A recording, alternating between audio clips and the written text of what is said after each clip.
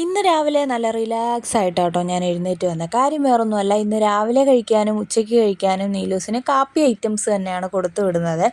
ചമ്മന്തി അരയ്ക്കാനായിട്ട് പോവാട്ടോ. കാപ്പി ഐറ്റംസ് എന്ന് പറയുമ്പോൾ രാവിലെ കഴിക്കാൻ ഇഡലി, 10:30 കഴിക്കാൻ ഇഡലിയും ഉച്ചയ്ക്ക് കഴിക്കാൻ ദോശയാണ് കേട്ടോ കൊടുത്തു വിടുന്നത്. അപ്പോൾ ഒരു ചെറിയ പച്ചമുളക് ഇട്ടിട്ടുണ്ട്. പച്ചമുളകിന് എരിയുള്ളതായതുകൊണ്ട് ഞാനൊരു കുഞ്ഞു മുളകേ ഇട്ടിട്ടുള്ളൂ കേട്ടോ.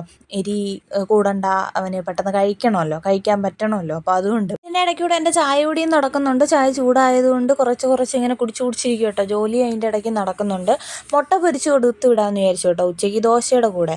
അപ്പോഴത്തേനും ചേട്ടായി എഴുന്നേറ്റു. ഇന്ന് നമ്മുടെ കളിയുള്ള ദിവസമല്ലേ, ഇന്ന് രാവിലെ 6:30-ക്ക് അർജൻറ്റീനയുടെ കളിയുള്ളതല്ലേ. അപ്പോൾ എൻ്റെ ചേട്ടായി ഒരു മെസ്സി ആരാധകനായതുകൊണ്ട് അത് മിസ്സാക്കത്തില്ല. മെസ്സി എന്ന് പറഞ്ഞു കഴിഞ്ഞാൽ മനുഷ്യന് ഭ്രാന്താണ്. അതുകൊണ്ട് പിന്നെ 6 മണിക്ക് ഞാൻ വിളിച്ചുണർത്തിയിട്ടുണ്ട്. രാവിലെ എണീക്കുമ്പോൾ വിളിക്കണമെന്നൊക്കെ പറഞ്ഞു. അപ്പോൾ ഞാൻ 6 മണിയായപ്പോൾ വിളിച്ചുണർത്തി.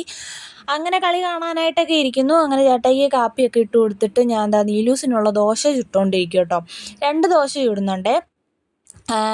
അതിനകത്ത് നെയ്യും കൂടെ ഒഴിച്ച് ദോശ ചുട്ടെടുക്കുന്നുണ്ട്. പിന്നെ 2-3 പീസ് ക്യാരറ്റും വെച്ച് കൊടുക്കുന്നുണ്ട് കേട്ടോ. വെജിറ്റബിൾസൊക്കെ കഴിച്ച് ശീലം വരണമല്ലോ. പിന്നെ ദോശയുടെ കൂടെ തന്നെ കഴിക്കാനായിട്ട് ഒരു മുട്ടയും പൊരിച്ച് കൊടുക്കുന്നുണ്ട്. ദോശയ്ക്ക് ചമ്മന്തി ആട്ടോ കൊടുത്തു വിടുന്നത്.